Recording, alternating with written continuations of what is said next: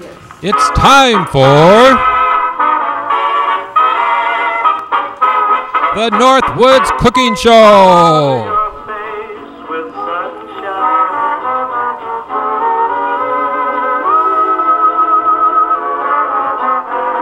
Starring Uncle Roy and Miss Callie, the troublemaking dog.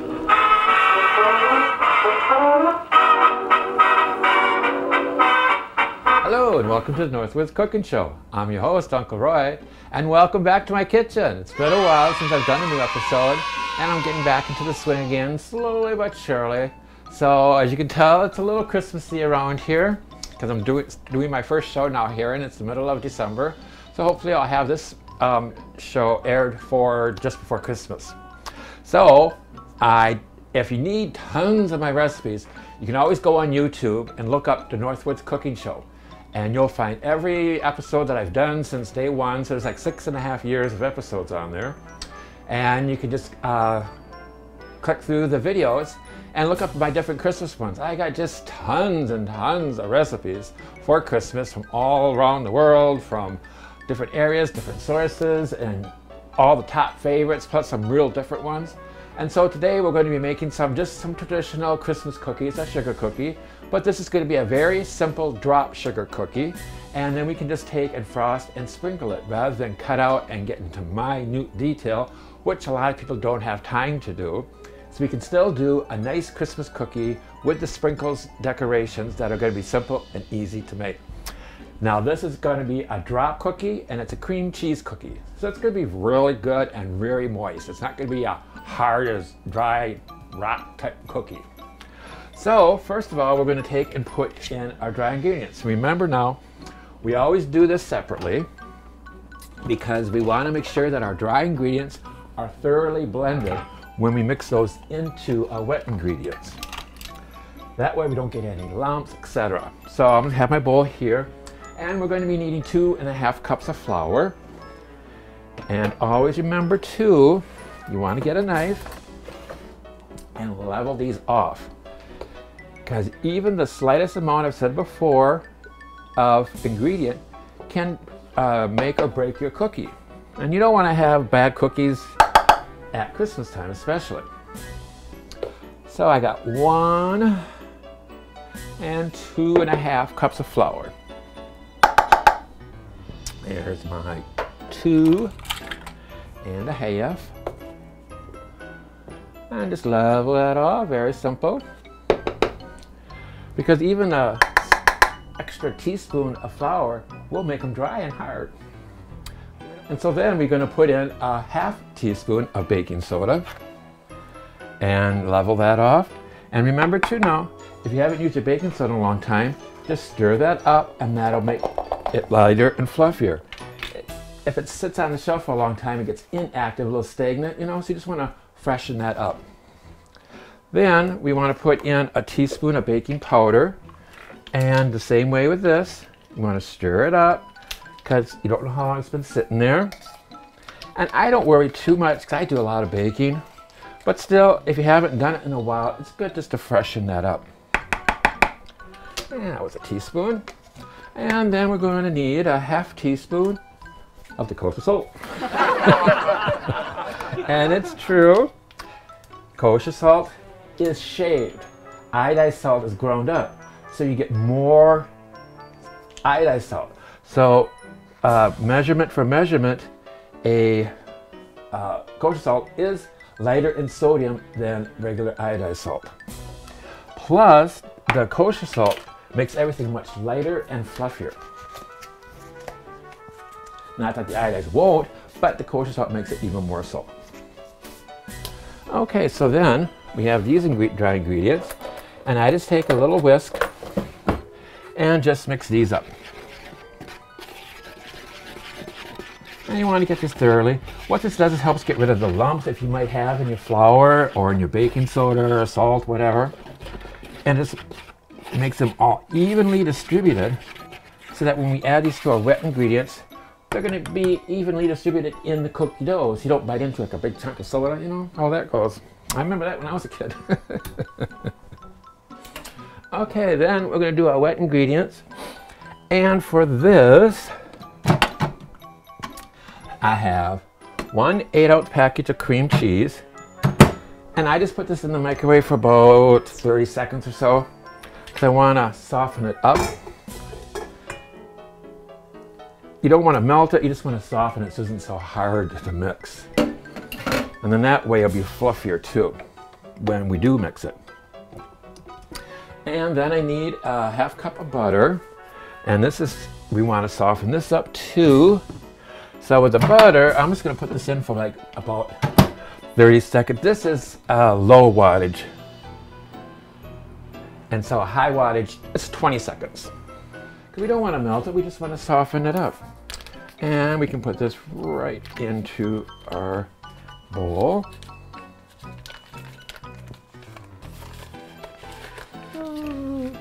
I always try to scrape off as much as I can off the wrapper, trying not to touch the product.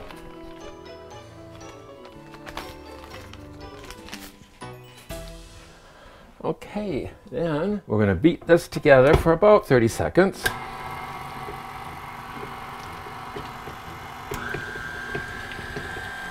I'm just going on a lower speed for now, just until it gets going. And then we can go medium.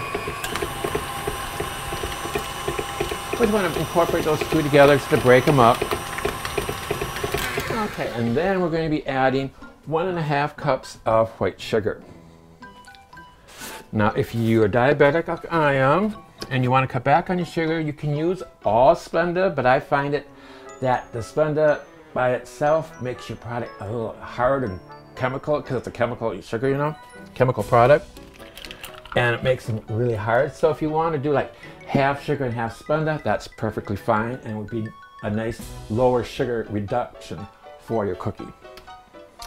But if you have a lot of guests, a lot of people you're going to give these out to, most chances are, well, diabetics now, we're one in every 3, so, you know, if you want to reduce your sugar, you can do it that way. But we're going to put in a 1.5 cups of sugar. And I'll put this on a medium speed. And level that off. And we can just put this in on a slow, steady stream. And we can put this up a little bit higher. If you want to take and incorporate the sugar in with your butter, so you can get rid of those crystals. You don't want that, you know, that crunch between your teeth. And if it's dissolved, then your cookies are going to be much lighter and fluffier.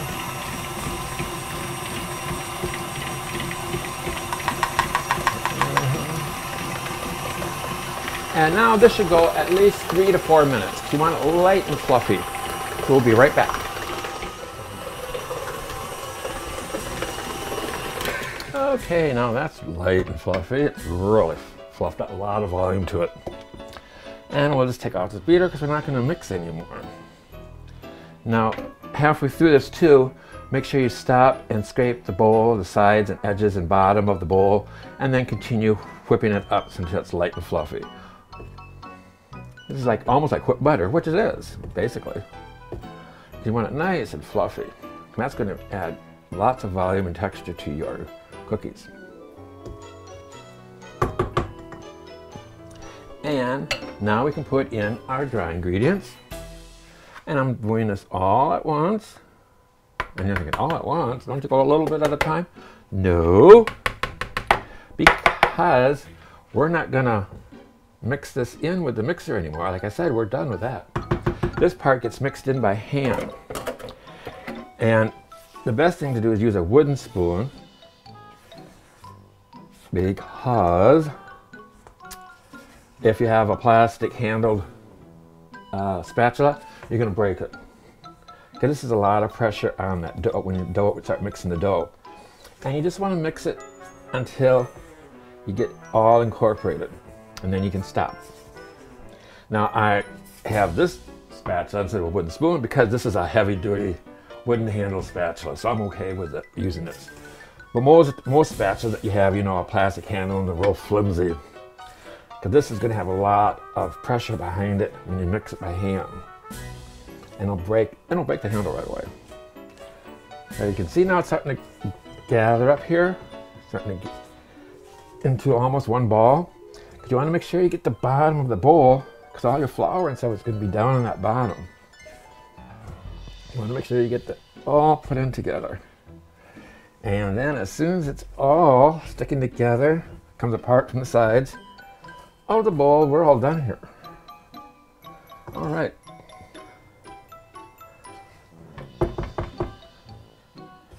Now, I'll just put this in a Ziploc bag or in a plastic bag and then stick it in the refrigerator for 15 minutes before we take and ball out our cookies, and we'll be right back then.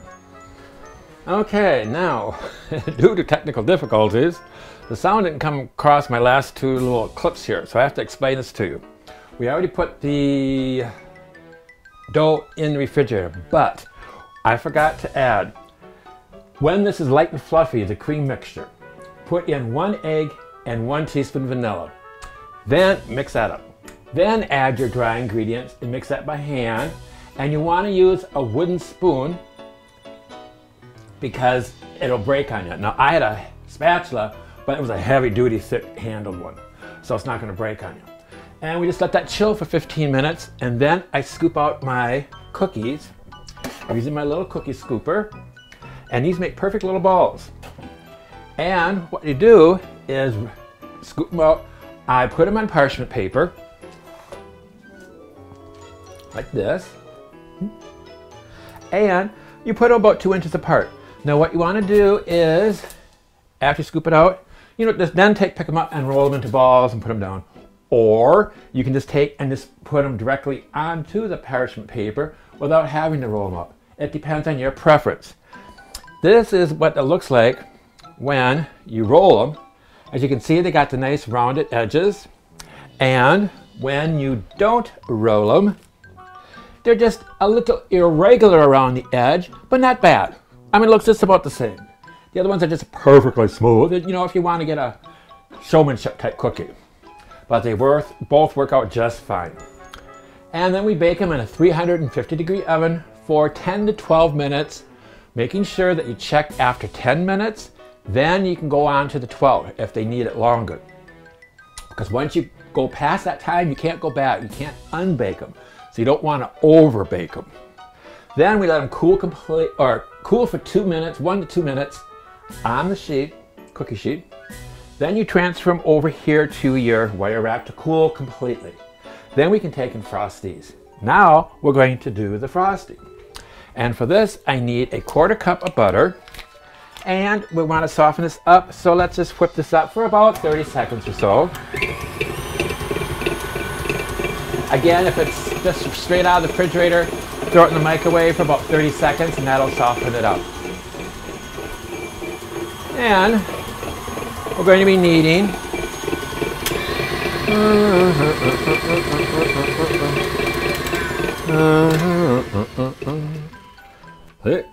that needs more softening. That's not even moving. Let's just put this in the microwave for a few seconds. Because you want that soft butter. If it's too cold, my house is very cool anyway. The landlord keeps it really low, cold. So my room temperature butter isn't even going to be, soft. I gotta soften it up. We just need a few seconds. And we can put that in. And along with this, now let's see, let's beat that up again, break it up. There it goes.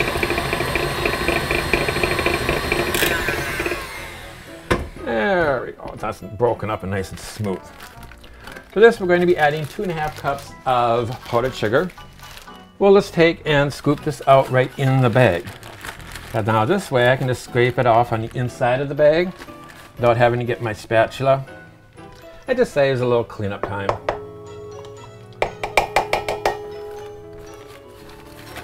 We got 1 and 2.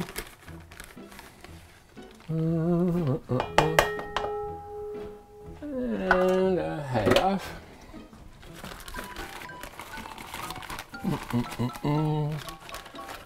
Now just about exactly 2.5 in here.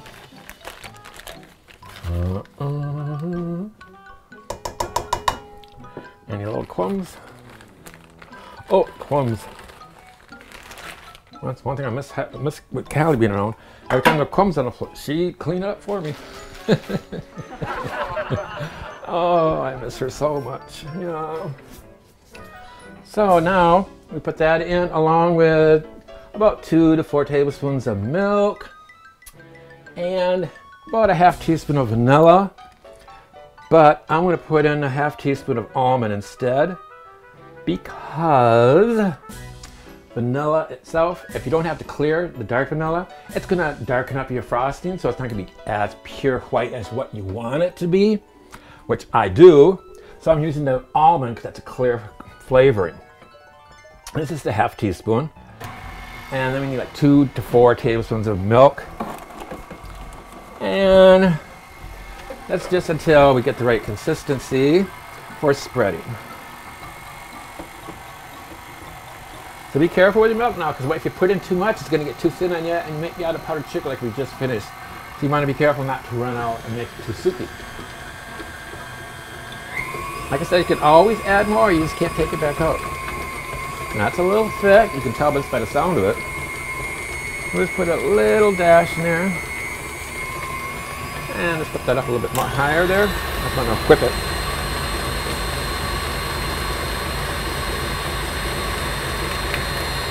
There we go. And a sample.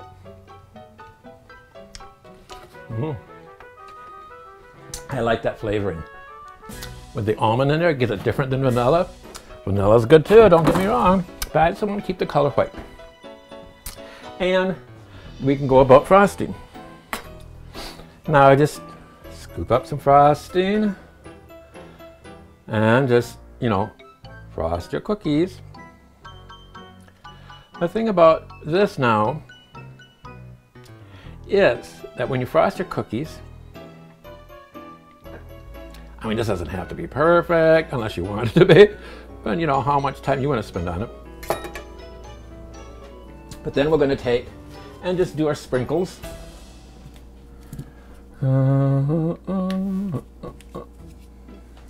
And let's see, put those right on top. You want to take and do these predominantly right away, because you don't want that frosting to set. Because then if you see, let's put a sprinkle right on that frosting. You want to do it while the frosting is still wet. Because if you do it, if you frost them first and then go back and sprinkle, the sprinkles won't adhere to the frosting. So it's just put on like about a teaspoon or a table. You know how much frosting you want to put on. You know, you don't want to go overboard. We just want enough to cover the cookie. And then let's do the sprinkles. And then just continue on decorating your cookies. Now I'll do different sprinkles for different rows. So I get a variety of them, and we'll show you when we're all done. Okay, so I finished frosting and got the sprinkles on them. I'll show you here. See? Ooh, careful, careful. We'll slide out the tray here. Well, these are nice little cookie treats for you for Christmas. And if you want to store them, you can very easily. It's like a Tupperware container, ice cream bucket, whatever. I remember Mom used to save ice cream buckets all the time when we were kids. And then we can just put our rest of our cookies and just put these in the container. And then you can just line it with a piece of wax paper or another piece of parchment, whatever you have available. And just make sure that these are set before you pack them away, so you don't get all mushy smashed frostings on them. But we just lay these around, and if you want to freeze them, stick them outside on the patio or the deck or something, and freeze them, and then pack them away. In a container, you can get more in there and you can pack them tighter. But you get the idea. And let's do a little piece of parchment down on top of these. There we go. And we can just put the more majority of them rest on top. And there you go. And there we have our, whoa. I knew that was going to happen. Our cream cheese Christmas drop cookie. So I hope you enjoy this recipe. It was a little complicated getting back in the groove, but once I'm back in the groove, it'll go along much smoother. So just stay tuned for our next recipe, which are going to be Ritz Cracker Toffee. Sounds odd, but it's delicious. See you in a bit.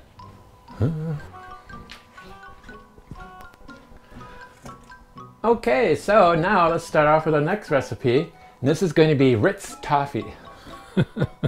Ritz Toffee. This is going to be having the toffee on top of Ritz crackers. I know it sounds odd, don't it? But the combination taste makes it wonderful. So what I'm going to do is just spray my pan here, my little pot, and with a little cooking spray. And we're going to put in 1 cup of butter. Now, this you can take straight out of the fridge and put into your pan. You don't have to soften this up. You could if you wanted to go quicker, but you don't want to melt it in the microwave. Just soften if you did. I just put the coal in here because it's going to melt in the pot. So it's, but the reason being is if you have pre-melted butter and then add your sugar, and we're going to cook this up into a syrup, the two aren't going to emulsify. You want them to melt together so they emulsify together to make the toffee. Otherwise it's going to separate, it's going to get hard, it's going to get rough on it. It doesn't cook out evenly.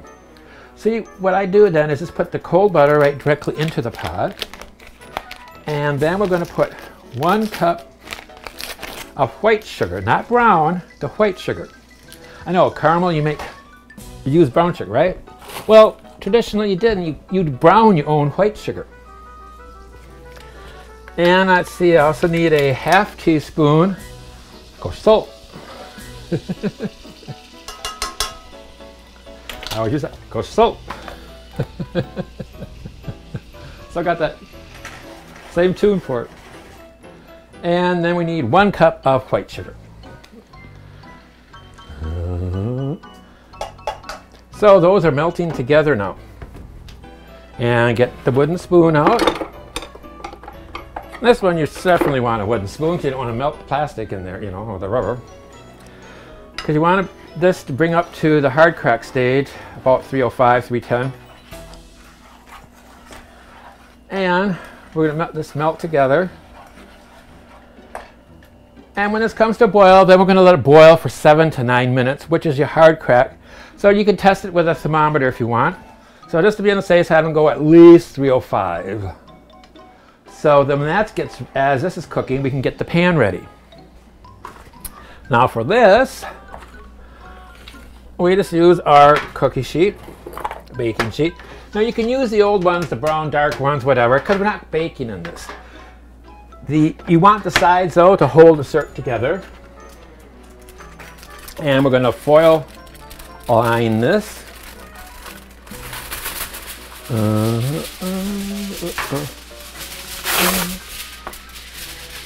And let's put that in. There we go. And I'm going to just do a light spray just so that it's easier to come out of the pan, off the foil. And then we're going to take and line that with our Ritz crackers. I knew I was forgetting something. I want to go to like 303. There we go. That's the temperature. There we are. There we are. Hurry, hurry, hurry. Okay. Now, put in a teaspoon of vanilla. And get rid of that. And quickly stir that in. That's evenly distributed. Ooh, that's what I'm saying. See, hot, hot, hot. Out of the way, Callie. No kids around. Then we'll just take and pour this. Make sure that's out of the way. There we go. And just pour this over the crackers. Ooh, we got the nice color. See, look at that. It just, oh, it just like slides right out there with having that. Don't put this in the water. Let it cool down to room temperature at least. Okay, now we got that spread over the crackers nicely. And then we'll take a package of chocolate chips.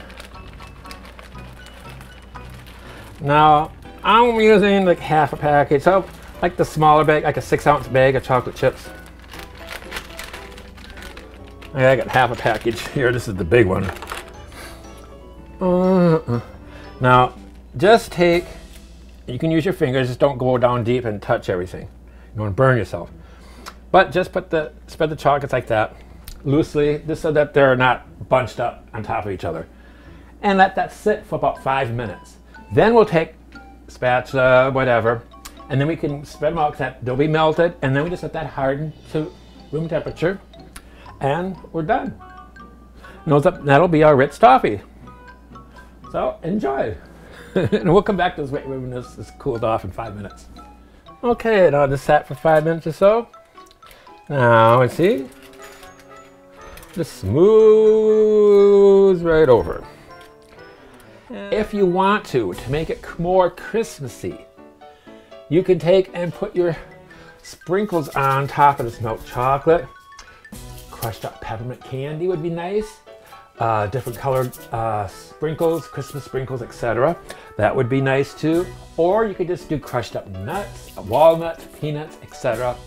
Whatever you want to do for your taste. So, like I said, let this cool completely. You can put on sprinkles. If you do the sprinkles and stuff, do it now while the chocolate is still hot and melted yet. It's not set. And then that'll be it. And then you just break it into pieces like you would peanut brittle. So I hope you enjoyed these 2 Christmas treats, and I hope you have a wonderful, happy holiday season. We'll be back for more, and I'm going to be making more treats and more recipes, and looking for suggestions too. And remember, you can always catch my episodes on YouTube. Just type in the Northwoods Cooking Show in the box. There you go. Or you can Google me, Northwoods Cooking Show on Google. It'll take you right there because Google is part of YouTube. Google owns YouTube, whatever. So, happy holidays and a happy new year, and nice to be back. And stay tuned for the Northwoods Cooking Show. Thank you. Eat healthy, stay safe, and spread the sunshine. Yes. Bye-bye.